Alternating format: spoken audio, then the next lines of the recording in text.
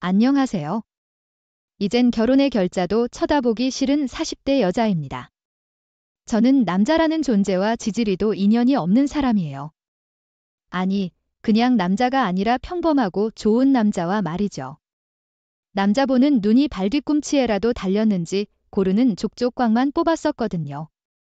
뭐 자랑이냐고? 이런 곳에 사연까지 보내냐고 하실 수도 있겠지만 그냥 불쌍한 여자의 한풀이라고 생각하고 재미있게 들어주시며 감사하겠습니다. 저와 오빠는 자동차 공업사를 크게 운영하는 아빠 덕에 그리 어렵지 않게 자랐습니다. 가족을 위해 열심히 일하던 아빠는 재테크에도 성공하며 제법 많은 재산을 쌓으셨죠. 엄마 또한 가정적이고 다정한 주부셨기에 오빠 저는 두 분 아래서 평화롭게 자라 평범한 직장인으로 성장했어요. 저는 아빠처럼 책임감 있고 성실한 남자를 만나고 싶었습니다. 하지만 아주 사기꾼 같은 놈에게 잘못 걸려 30대 초반에 쓰라린 한 번째 파혼을 하고 말았죠. 알고 보니 그놈은 무려 폭행사기 전과 출범해 제게 다닌다고 말했던 직장도 부모라고 소개시켜줬던 사람들도 모두 거짓투성이었더라고요. 저는 파혼 이후 한동안 남자는 꼴도 보기 싫어 오래도록 연애를 하지 않고 일만 하며 지냈습니다.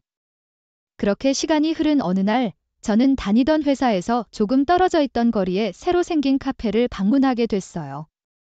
친한 회사 동료가 빵이 마시는 새로운 카페를 발견했다고 말하며 저를 포함한 회사 사람들 몇 명을 데려갔거든요. 그날 이후 우린 점심시간에 종종 그곳을 방문하게 됐죠. 이렇게 마시는 곳은 잘 돼야 한다며 우린 회사에 그 카페에 대한 좋은 소문도 내줬습니다. 그 뒤 주변 회사에도 소문이 나며 그 카페인 제법 손님이 몰리게 됐어요. 그렇게 몇 개월이 지나며 저는 저보다 2살 정도 많아 보이던 그 카페 남자 사장님과 안면을 트고 가벼운 안부 인사도 주고받는 사이가 됐습니다. 그러던 어느 시기에 저는 갑자기 쌓이고 밀리게 된 개인 업무 때문에 며칠 동안 야근에 시달린 적이 있었어요. 안녕하세요, 사장님. 오늘 남은 빵 있나요? 저 일 때문에 너무 힘들어서 기분 전환이 필요해요. 저는 회사에 들어가기도 싫어. 노트북을 들고 그 카페에서 빵과 커피를 마시며 잔업을 했습니다. 그때 그 사장님은 그런 제게 무료로 커피도 리필해주고 빵도 서비스해주며 신경을 써주더라고요. 한 번씩 너무 커피만 마시면 몸에 안 좋다며 차를 내어주기도 하고요. 이렇게 사장님과 한층 가까워졌던 전 또다시 몇 달 뒤 사장님의 고백으로 무려 그 사기꾼과 파혼한 지 7년 만에 새로 연애를 시작하게 됐죠. 알고 보니 저보다 3살 많았던 사장님 또한 5년 전 과거에 저처럼 파혼의 아픔을 겪었다고 하더라고요. 공감대를 형성하며 2년의 행복한 연애 뒤 우린 결혼에 대한 이야기 주고받게 되었습니다. 우리 결혼 이야기도 오가고 있는데 우리 부모님께 먼저 인사부터 드리지 않을래? 우리 가족이 민정이 널 많이 보고 싶어 해? 당시 우린 구체적으로 결혼 계획을 세웠던 건 아니었어요. 하지만 내용 편의상 그 사람을 예비 남편, 그 사람의 가족을 예비 시댁 식구들로 적겠습니다. 저는 예비 남편이 하도 졸라대던 터라 이제 막 결혼 얘기가 나왔던 시기에 예비 시댁에 방문하게 됐어요. 어차피 언젠간 인사드릴 거 일찍 가나 늦게 가나 무슨 상관이 있겠나 싶은 마음으로요. 운전 내가 할까 아니에요. 오빠 주소만 내비에 찍어줘 내가 할게. 제가 집에서부터 예비 시댁에 선물로 드릴 큰 과일 바구니를 들고 가느라 제 차를 끌고 경기도의 시골에 위치한 예비 시댁을 방문했습니다. 예비 시댁은 크게 쌀농사를 짓던 집으로 그 동네에서도 제법 잘 사는 집인 것 같더군요. 마을 이장이었던 예비 시부는 그 시골에서 무려 벤츠를 끌고 다니더라고요. 우와 이게 오빠네 아버님 차라고 너무 좋다. 돌아가신 우리 할아버지가 원래 이 지역 유지셨거든. 유일한 아들이었던 아버지가 할아버지 유산을 많이 물려받으셨어. 우리 농사도 짓고 좀 큰 축사에 소도 많이 키우고 있어. 집이 잘 산다 어쩐다 말한 적 없던 사람이었기에 예비 시댁이 잘 산다는 사실을 몰랐었습니다. 최근에 새로 지은 건물인지 예비 시댁은 시골에 있는 집임에도 불구하고 집도 크고 좋아 보였죠. 안녕하세요. 환영합니다. 전 타오예요. 우리 재수씨 좀 어눌하긴 해도 한국말 잘하지? 웬만한 말은 다 알아듣고 가끔은 나보다 말도 더 잘해. 예비 시동생 부부는 6살 아들과 함께 예비 시댁에서 함께 농사를 지으며 살고 있었어요. 예비 동서는 한국인이 아닌 베트남 사람이었습니다. 때문에 그 아들 또한 평범한 한국인 외향이 아니었죠. 예비 시동생은 어릴 적 사고로 다리 한쪽을 절게 됐는데 장애가 있던 데다 습기도 없는 성격이라 연애 결혼할 자신이 없어 일찌감치 국제 결혼을 선택했다고 하더군요. 오느라 고생 많았다. 이가인 싸운다는 소식 듣고 나랑 우리 영감이 얼마나 좋아했는지 몰라. 우리 노총각 큰아들이 드디어 장가 가는구나 싶어서 말이야. 결혼하면 아이 계획은 있니? 날짜는 언제쯤으로 잡을 생각이야? 예비 시모와 시부는 저를 굉장히 반겨주었습니다. 너무 감사했지만 아직 아무것도 계획한 게 없던 터라 예비 시모의 말이 조금 부담스러웠어요. 때문에 조심스레 예비 남편에게 눈치를 줬는데 예비 남편은 그런 제 마음을 눈치채지 못한 건지 그저 그런 우리를 보며 기분 좋게 웃기만 하더라고요. 결국 전 예비 시모의 질문셀에 이렇게 대답했죠. 아직 큰 계획은 없어요. 어머님 오빠랑 결혼에 대해 긍정적으로 대화만 나누고 있는 단계라서요. 그래. 원래 결혼 준비는 다 그렇게 시작하는 거야? 이렇게 인사 왔으면 이미 우리 집 며느리나 다름없지. 뭘 그러니 너희 둘 다 일은 나이도 아닌데 서로 마음 맞으면 빨리 혼인신고하고 살림부터 합치는 것도 괜찮어 결혼식이야. 천천히 올리면 되지? 에이 어머니 너무 앞서가신다. 그렇게 부담 주면 우리 민정이 도망가요. 어디? 어딜 가 난민정이가 너무 마음에 드는구나. 그러니까 어디 도망 못 가게 아주 손을 꽉 쥐고 안 놓아줄 거야. 예비 시모는 제 손을 꽉 잡는 신용을 하며 까르르 웃어 보였습니다. 부담스럽긴 했지만 그만큼 절 예쁘게 봐주셨다니 그 마음이 너무 감사하더라고요. 하지만 예비 시댁의 모든 부분이 마음에 드는 건 아니었어요. 예 어머마 니애비 형님 국 좀 더 퍼다 줘라. 어마어마 목마르다 이 씨의 비밀 좀 떠오느라 오면서 다른 가족도 물도 한 번에 다 떠오고. 여보나 휴지 좀 옷에 밥풀 떨어졌다. 예비 시댁 식구들은 예비 동서를 식당 종업원이라도 되는 것처럼 부려먹더군요. 처음엔 잘 몰랐는데 식사할 때 계속 지켜보니 예비 동서는 엉덩이를 붙이고 제대로 식사를 할 틈이 없더라고요. 며느리라고 저렇게 사람을 막 부리면 나중에 내게도 똑같이 저러겠구나 하는 마음이 들어 점점 제 표정이 안 좋아졌던 것 같습니다. 그런 제 마음을 눈치챘는지 예비 시모는 제게 웃으며 이렇게 말했어요. 의외 우리가 우리 며느리를 너무 부려먹는 것 같니? 모르는 사람이 보면 그렇게 볼 수도 있지? 근데 오해말 거라 저거 다 몸이 좋아서 저러는 거야? 처음에 시집 왔을 땐 우리도 너는 우리 집 일꾼으로 온 게 아니라 며느리니까 제발 좀 편하게 지내라고 이야기했는데 자긴 저게 마음이 편하대 우리가 다달이 자기 집에 30만 원씩 돈도 보내주고 자기한테도 잘해주는 게 고마워서 이렇게 가족들을 더 위해주고 싶다면서 말이야. 오히려 어멈젠 우리가 아무것도 부탁 안 하면 더 자불안석처럼 굴어 우리 그렇게 못된 사람들 아니다. 엄마 내가 말해봐라 그치? 네, 그럼요. 민정씨 전 아까 음식하면서 이것저것 주워 먹어서 배 별로 안 고파요. 저 신경 쓰지 마세요. 전 제가 좋아서 하는 일이에요. 미인 정신 그냥 형님이라고 불러 이거사? 그렇게 부르면 괜히 민정이가 거리감 느껴지잖니. 곧 가족이 될 텐데 미리미리 부르는 연습도 해둬야지.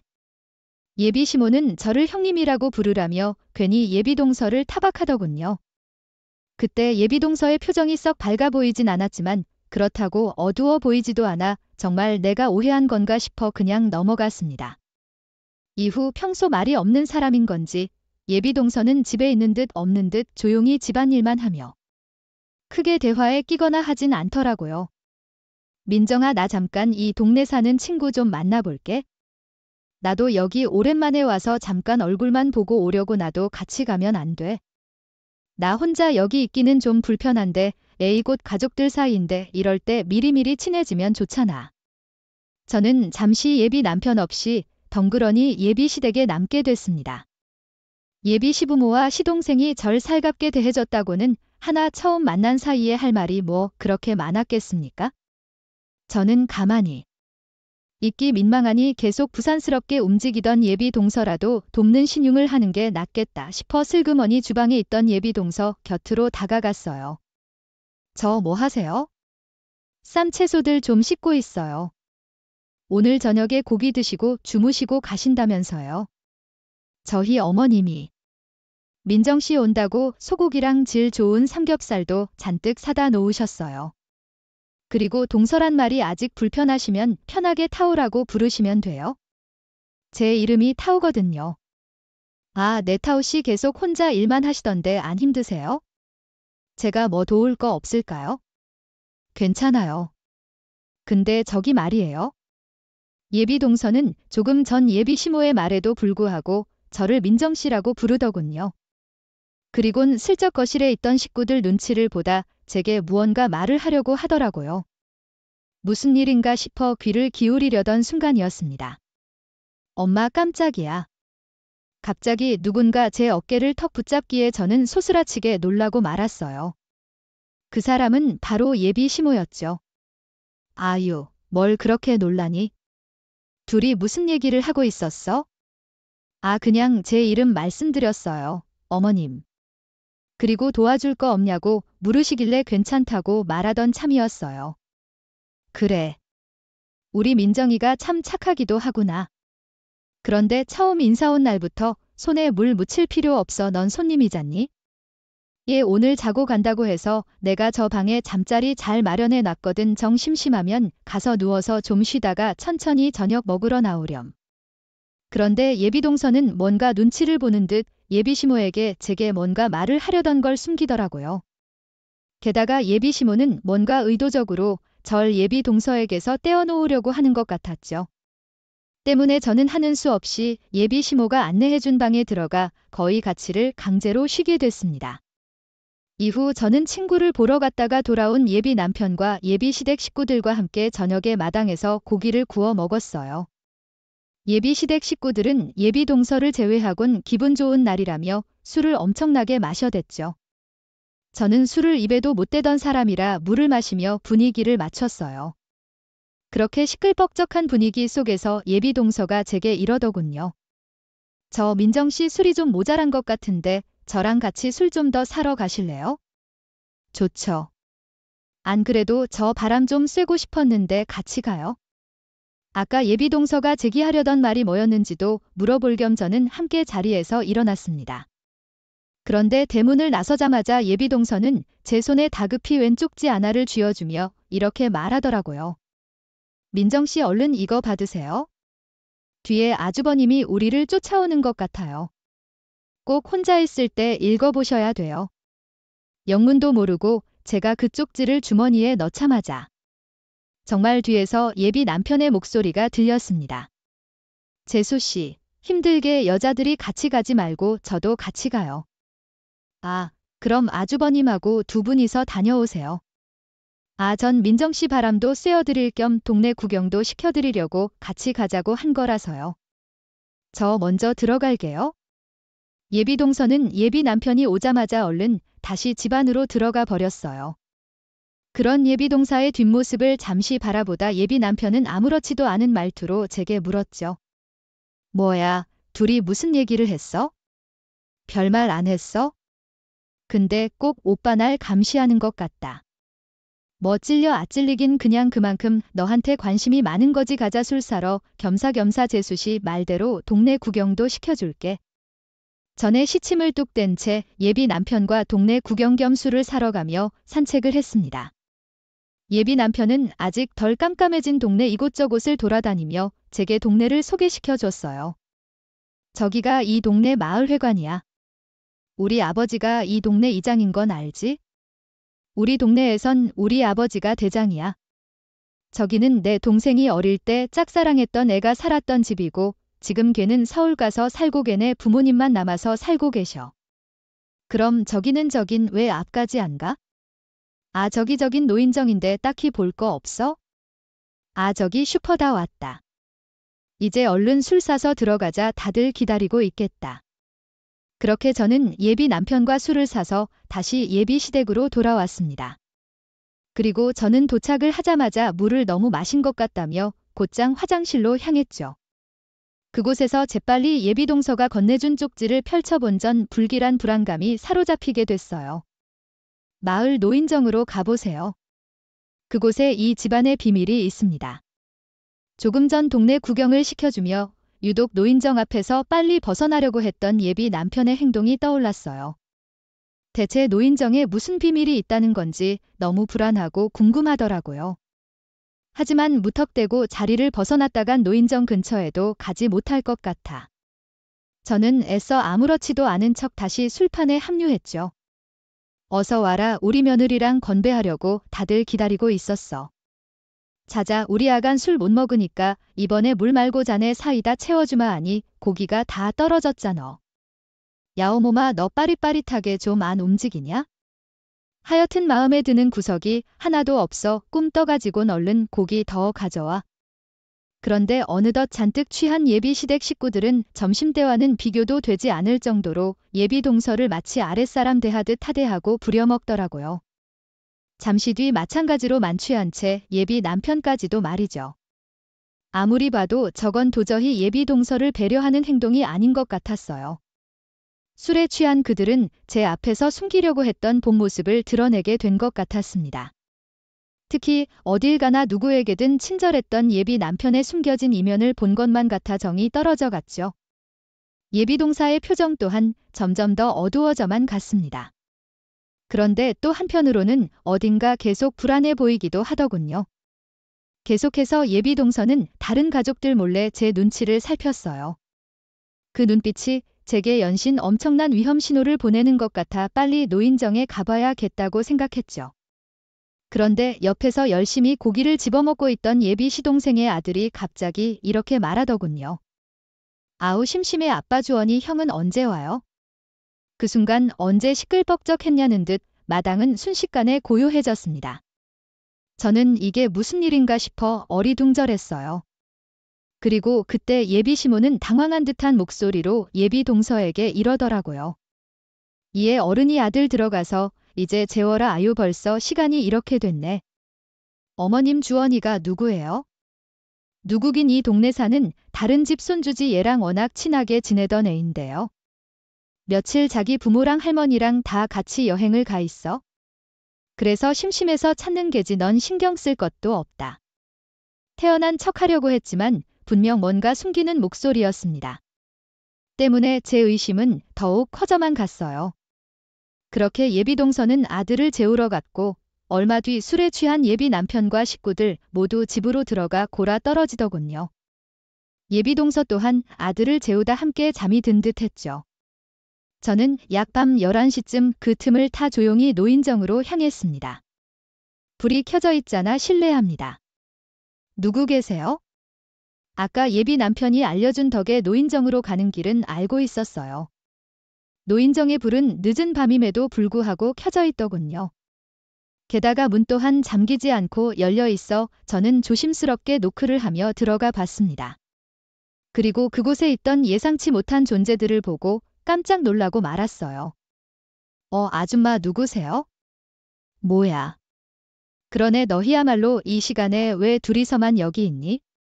다른 어른들은? 그곳엔 웬 남매로 보이는 두 아이가 나란히 깔린 이불 위에서 신나게 뛰어놀고 있었거든요.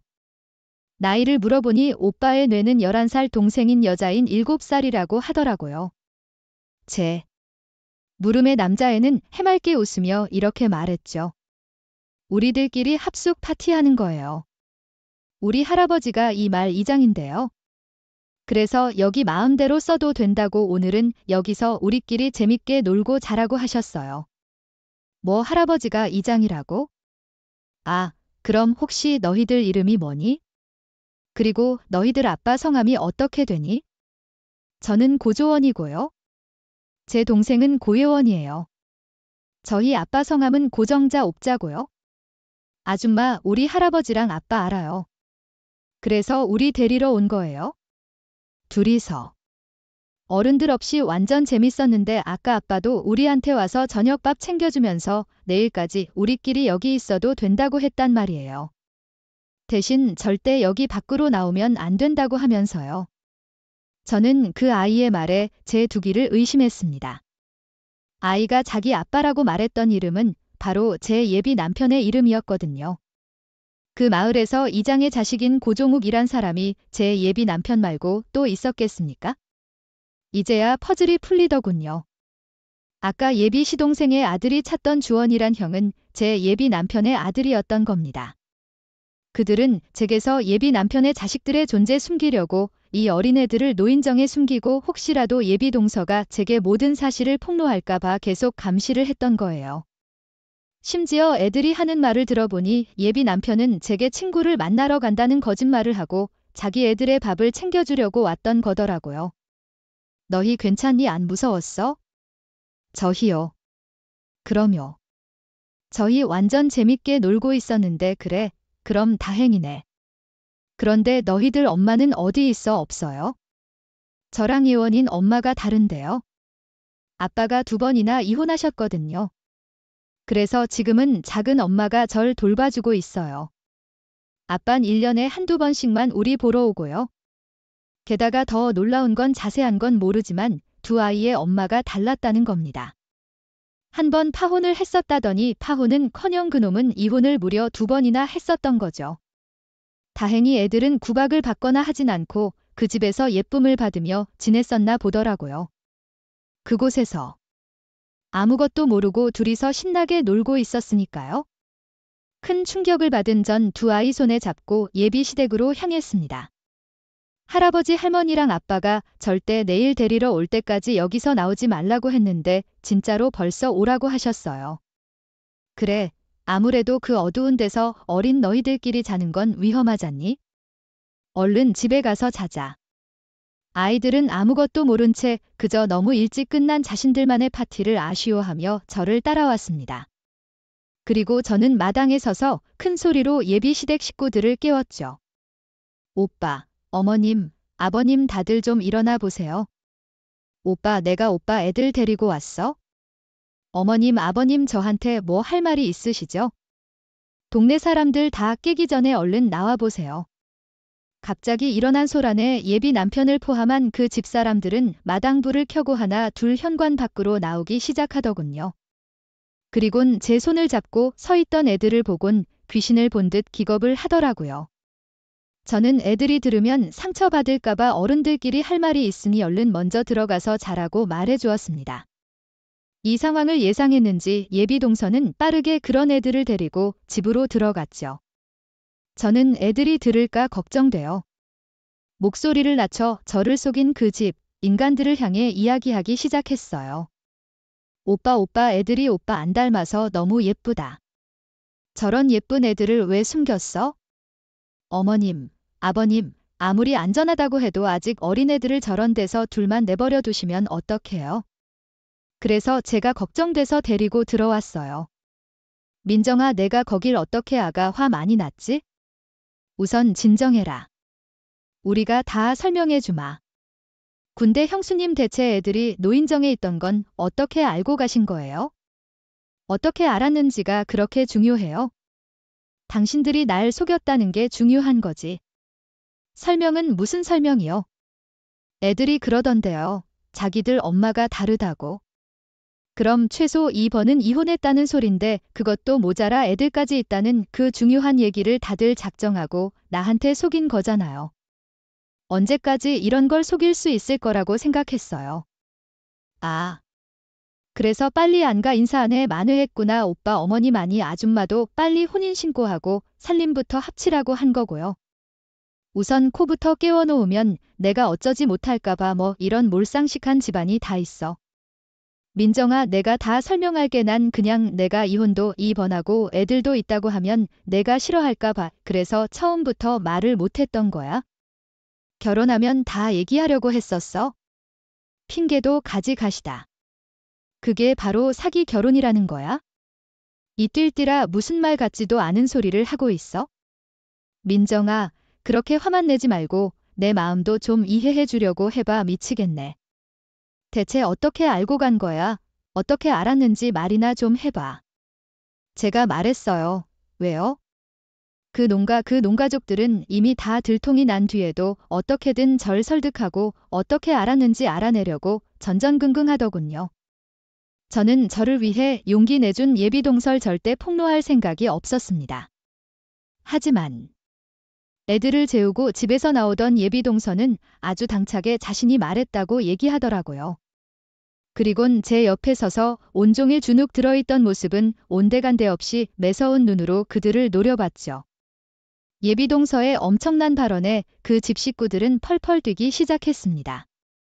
뭐라고 저죠? 어디 부잣집 며느리 삼아주고 자기 집에 돈까지 꼬박꼬박 보내주는 애도 모르고 감히 그딴 짓을 해 이 배에 망덕한 것 같으니라고 저희 집에 매달 보내준 30만 원이요. 난 여기서 그 돈에 비교도 안 되는 노동에 시달렸어요. 나 8년 전에 시집 오자마자 어머님, 아버님 저한테 독박 육아시키셨잖아요. 아주버님이 이혼하고 무책임하게 이 집에 맡겼던 3살 된 주원이 이젠 제가 키우라고요. 아주버님이 서울에서 일하고 새로운 삶 살면서 혼자 애 키우는 건 무리니까 이젠 이 집 며느리 된 제가 당연히 해야 하는 일이라고 저한테 애떠 맡기셨잖아요. 2년 뒤엔 그새 또 결혼하고 이혼한 아주버님. 태어난 지 반년 된 딸까지도요. 저 다음에 제 아들까지 낳으면서 무려 새 아이를 아무런 도움도 없이 혼자 독박 육아했다고요. 거기다 한국살이의 살림 알려준단 핑계로 툭. 저한테 욕하고 막말하고 손찌검까지 하지 않았어요. 그러면서 청소며 빨래며 음식이며 집안일도 아무도 안 도와주더니 겨우 좀 쉬러 가면 나한테 농사일까지 거둘라고 했잖아요. 근데 제가 고작 그 30만 원 가지고 감사해야 돼요? 내가 언젠간 이 집 벗어나려고 벼르고 있던 차에 완전 사기 결혼당할 뻔한 이 사람 인생은 그래도 구제해줘야 할 것 같아서 직접 나선 거예요. 이 집안 인간들이 하나같이 얼마나 뻔뻔하고 못된 인간들인지 잘 알았으니까요. 나 오늘부터 이 집 며느리 안 할 거예요. 당신들은 사람도 아니에요? 나 이 집 나갈 거라고요. 예비동서는 자신 같은 피해자를 만들지 않기 위해 그렇게 제게 진실을 알리려고 애를 썼던 겁니다. 그 한설이 외침을 듣는데 너무 마음이 아파 눈가가 뜨거워지더라고요. 예비동서는 그렇게 8년 동안 그 집에서 며느리가 아니라 거의 노예 취급을 받으며 살고 있었던 거예요. 희야, 너 조용히 안 해 진짜? 요새 덜 맞았더니 머리가 반쯤 돌았나?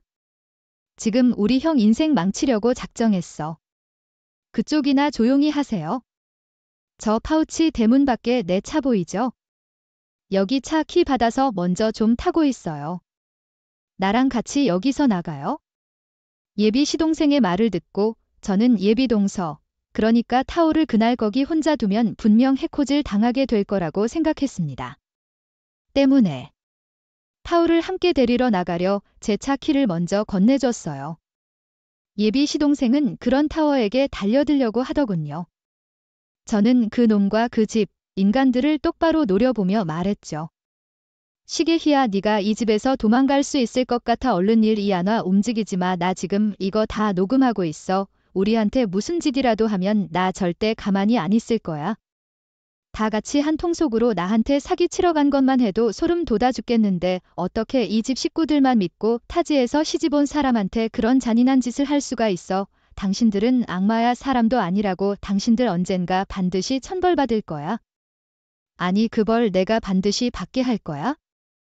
민정아, 너 나랑 함께 한 시간이 얼만데 고작 본 지 하루도 안 된 제 수십 편을 들겠다고 그러지 말고 제발 나랑 차분하게 대화 좀 하자.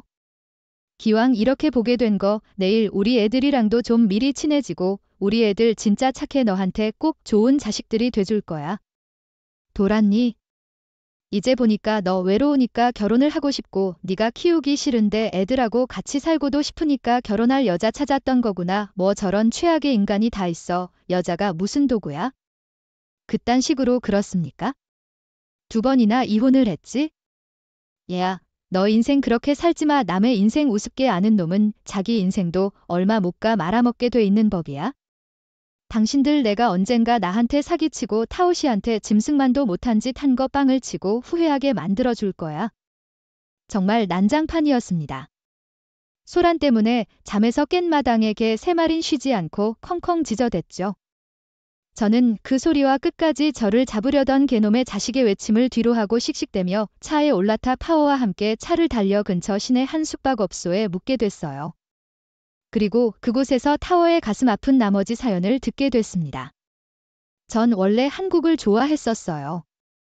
K-팝도 좋아하고 한국 드라마도 엄청 챙겨봤었거든요. 그래서 한국으로 시집 오게 됐을 때 엄청 기대 부풀어 있었어요.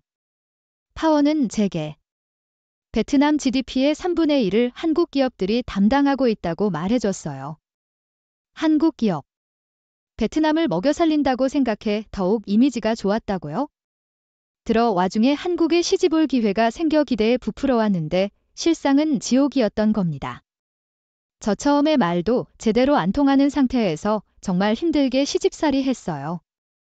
혼자 독박 육아하면서 새벽 5시에 일어나서 밥하고 빨래하고 소염을 주고 정말 새벽부터 밤늦게까지 제대로 쉴 시간조차 없었어요.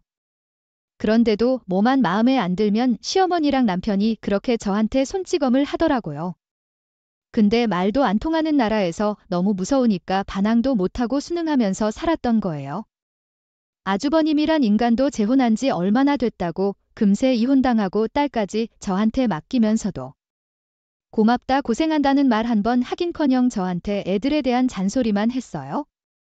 자긴 고작 1년에 한두 번 올까 말까 하면서요. 근데 저 그동안 바보처럼 당하기만 했던 거 아니에요? 언젠간 이 집 탈출할 때 도움이 될까 싶어서 그동안 그 사람들이 저 모욕하고 욕설했던 거 다 녹음해놓고 맞을 때마다 몰래 병원 가서 진단서도 떼어놨어요. 그리고 아까 애들 재우고 마지막에 나올 때 그거 다 품에 챙겨왔어요. 민정씨, 저 이걸로 그 사람들한테 꼭 복수할 수 있을까요? 타오는 야무지게도 그동안 숨죽이며 증거를 전부 모아놨었더라고요. 파국에서 그렇게 독해지기까지 얼마나 많은 눈물을 흘렸을까 싶어 저는 타오를 따뜻하게 안아줬습니다. 듣는 내 마음이 다 너무 아프네요. 그동안 고생 많았어요. 타오씨. 아니 타오야, 내가 너보단 5살 많으니까 그냥 편하게 언니라고 불러놔도 너 동생이라고 생각하고 내가 복사할 수 있도록 열심히 도와줄게. 그게 나도 나를 속인 그 집 인간들한테 복수할 수 있는 길이기도 하니까 말이야. 정말요? 언니가 저 도와줄 거예요? 저 한국에 와서 내 편 대준다는 사람 처음 만나봐요. 그 동네 사람들도 다 저희 집 식구들하고 한편이라 절 외면했거든요. 저희 아들하고 절 그래도 잘 따라주던 아주버님 애들이 아니었으면 전 진즉 나쁜 선택을 했을지도 몰라요. 타오는 사인안이 많았는지 제품에 안겨 엉엉 울었습니다. 저 또한 타오에게 말은 안 했지만 어쩜 만나는 놈마다 이런 악지만 걸리나 싶어 제 인생이 불쌍해서 함께 울었죠. 그렇게 우리 그곳에서 눈을 붙이고 다음날 일어나자마자 경찰서로 향했습니다. 그곳에서 타오가 그동안 모아온 증거들로 그 집 부모와 타오의 남편을 고소해버렸죠. 그리고 저는 예전 이혼 소송을 경험했던 친구에게 전화를 걸어 그때 도움을 받은 변호사 연락처를 물어봤어요. 넌 결혼도 안 했는데 왜 이혼? 전문 변호사 연락처를 물어 나 말고 도와줄 사람이 있어서 내 복수기도 하고 말이야. 아무튼 고마워. 다행히 그날 바로 상담이 가능해 저는 타와 함께 변호사 사무실에 방문해 이혼 소송 상담을 받았습니다. 그리고 그 집 인간들에게 돈도 제대로 받은 적 없는 타워를 대신해 변호사 수임료를 전부 내주었죠. 감사해요. 언니 제가 이 은을 어떻게 갚아야 하죠? 갚기는 너 아니었으면 내 인생도 수렁으로 빠질 뻔했는데 이 정도는 아깝지도 않아.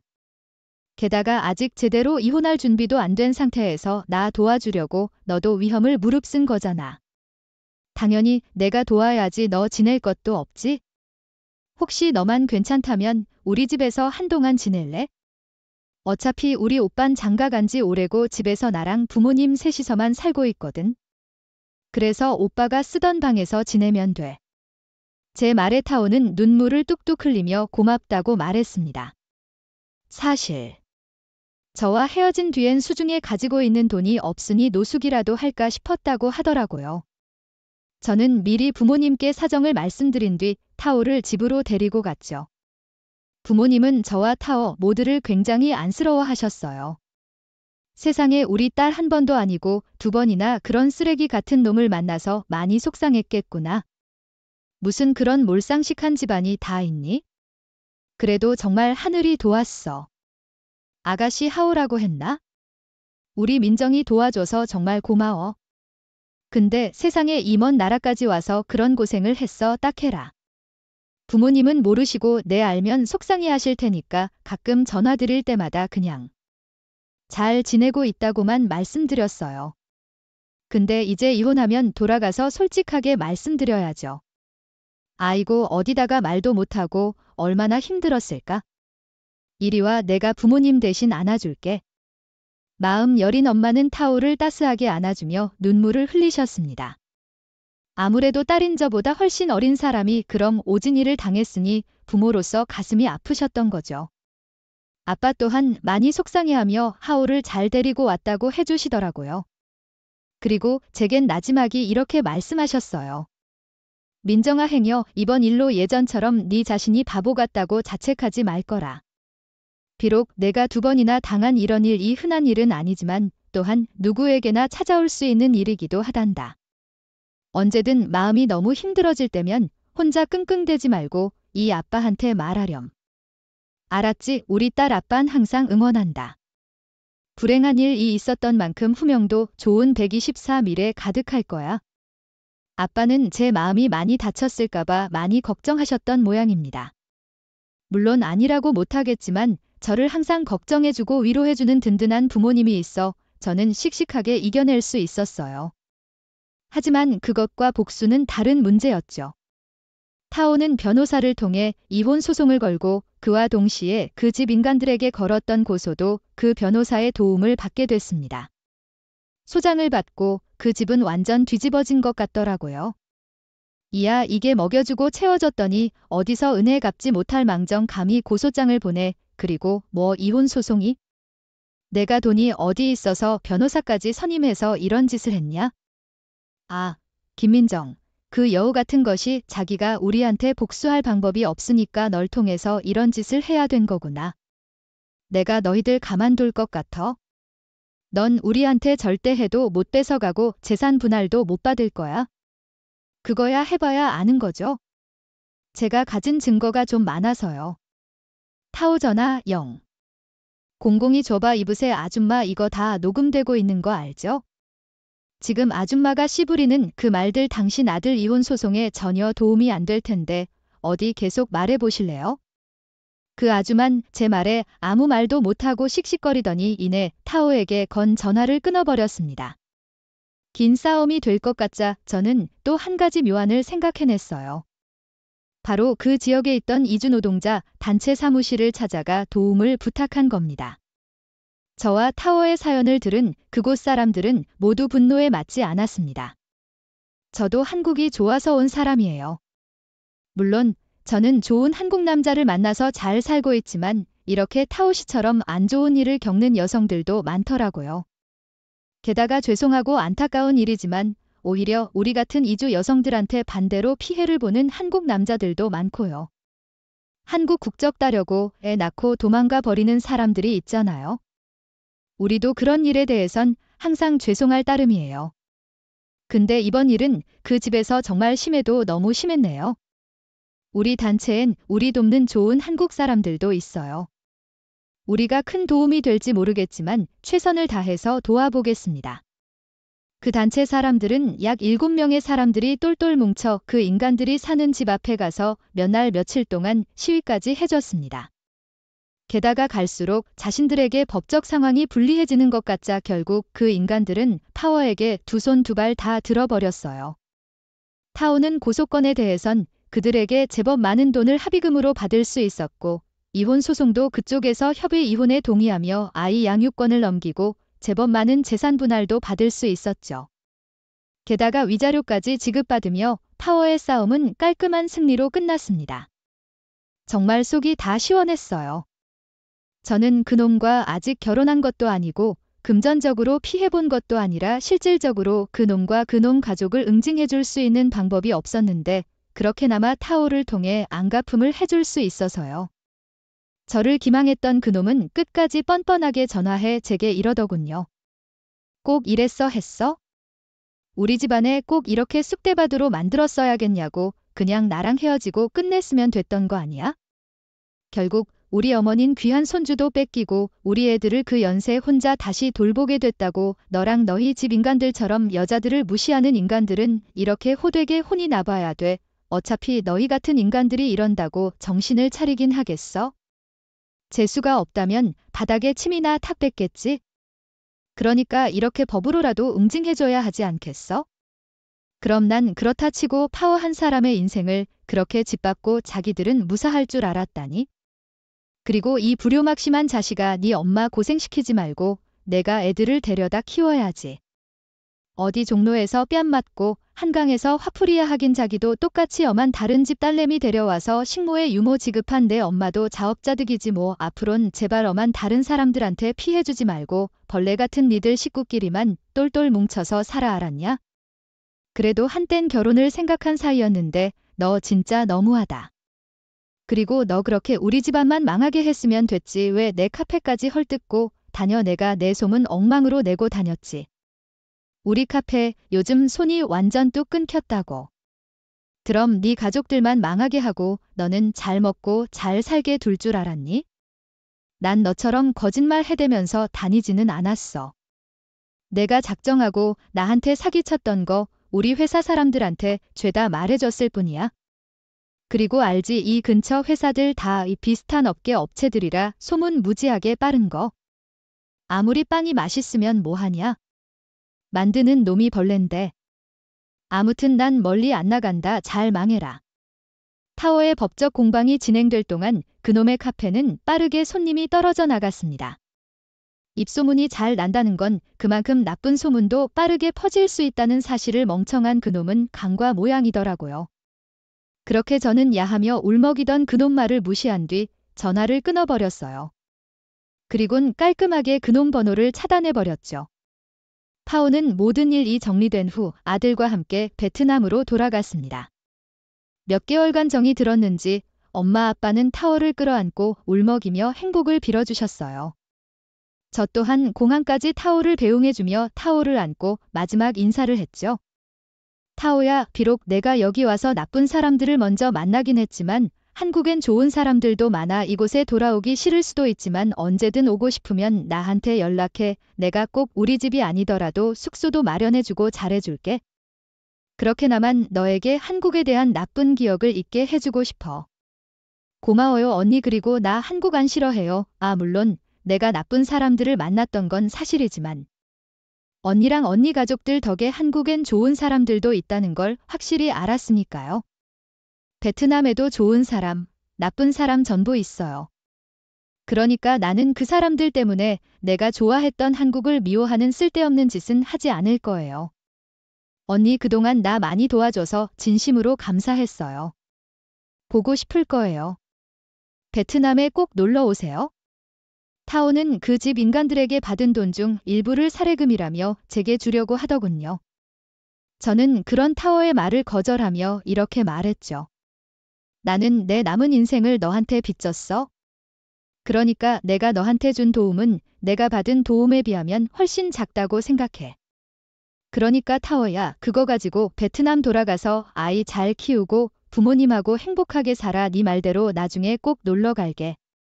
그렇게 작별을 한 뒤 타오는 2년 뒤인 얼마 전 정말로 저와 저희 부모님을 베트남에 초대했습니다. 저와 부모님은 오랜만에 만난 타오와 부둥켜 안고 반가워했죠. 또한 타오의 부모님은 우리의 손을 잡고 베트남어로 무슨 말을 하시더라고요. 알아듣지 못해 죄송한 표정을 짓자 타오는 이렇게 말했습니다. 자신들 딸을 도와줘서 감사하다고 말씀하고 계세요? 제가 세 분에 대해 두 분께 엄청 많이 말씀드렸었거든요. 파오의 아들 또한 베트남에 아주 잘 적응하며 무럭무럭 자라고 있더군요. 우리는 타오가 잡아준 좋은 숙소에 묵으며 파오 덕에 정말 알찬 관광을 하고 올 수 있었답니다.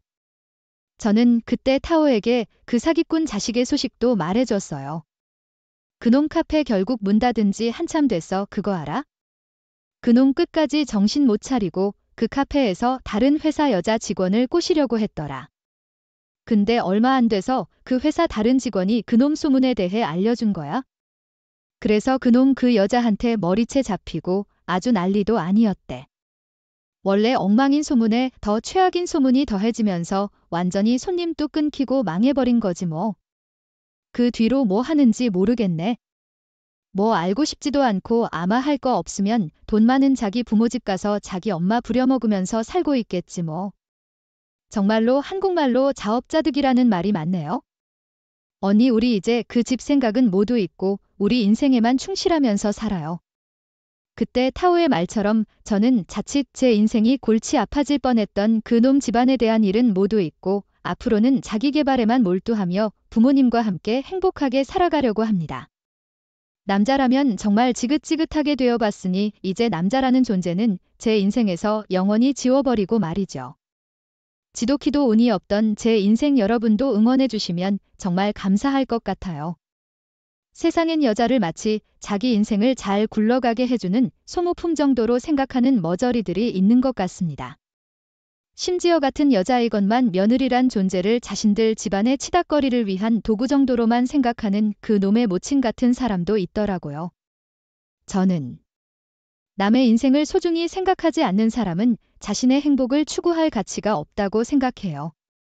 남이 원치 않는 희생을 강요할 권리가 대체 세상 누구에게 있단 말입니까?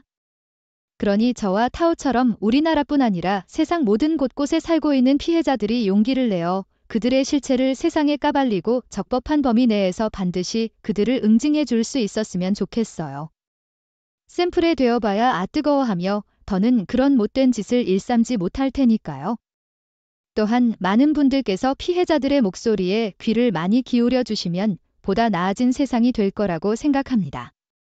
끝까지 함께 해주신 데 감사드리며 저는 이만 끝맺음을 맺겠습니다. 감사합니다.